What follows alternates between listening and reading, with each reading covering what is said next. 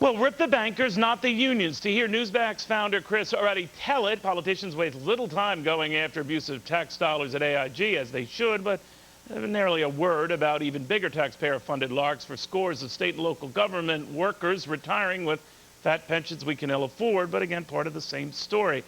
Chris, you're troubled because we see weird outcries for weird, inconsistent issues, right? Well, as outrageous, Neil, as the AIG bonus thing is, it is a bit of a diversion. I mean, believe me, I'm not condoning it. But government and the politicians have been doing such bad things, not just in the past couple of years. This goes back over 30 years, and it involves both political parties. And one of those issues is the pension systems, both the state and federal pension systems.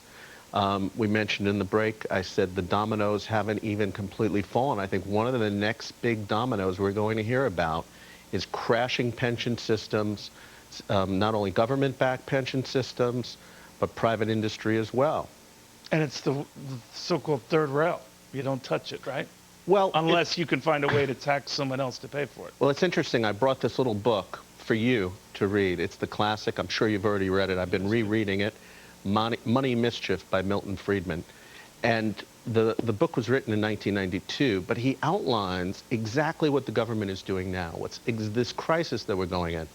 He says what happens is governments overspend in entitlement programs, pension programs, welfare programs. It catches up to them, the fiscal irresponsibility. Then they start playing the blame game, and the blame is never government. It's Wall Street, it's corporate greed. We know for Obama it's Rush Limbaugh.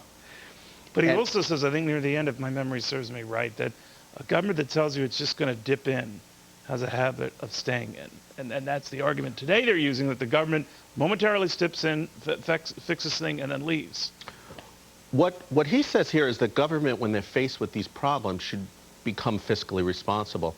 In the whole United States, with all the states now, there's a $3 trillion unfunded deficit at the state level for pensions. There's only one governor, Steve Beshear of Kentucky, that put through a comprehensive reform plan where they're capping increases in the pensions, where they're increasing the retirement age, where they're forcing employees to add and contribute money. He's the only one. What Milton Friedman says is that the politicians are afraid to challenge the unions and to get people upset and to lose votes, so they start printing money. These workers and the contracts that are allocating the stimulus money, they're largely at union wages, so you know they're going to unions, a key support group for the president. So we kind of know how this game is played. What I think is inconsistent in the way Washington's portraying it right now, Chris, is we got them not making a big deal or telling the media, don't make a big deal of the waste in the stimulus bill, which is about 2% of the stimulus bill. But for God's sake, make a big deal of the waste in the AIG rescue, even though this represents less than 1% of the rescue. So very selective in their bitching. Look, Obama came to Washington. He said he was going to change the old politics. He was going to be bipartisan. It's been a total sham. He rammed through the stimulus program, which I hardly argue is a stimulus. It takes care of many of the government unions that backed him. 2/3 of it goes to either direct payments to lower income people or to the people that backed him in the state and local unions, government unions. So I think... Preview of coming attractions, you're saying, right?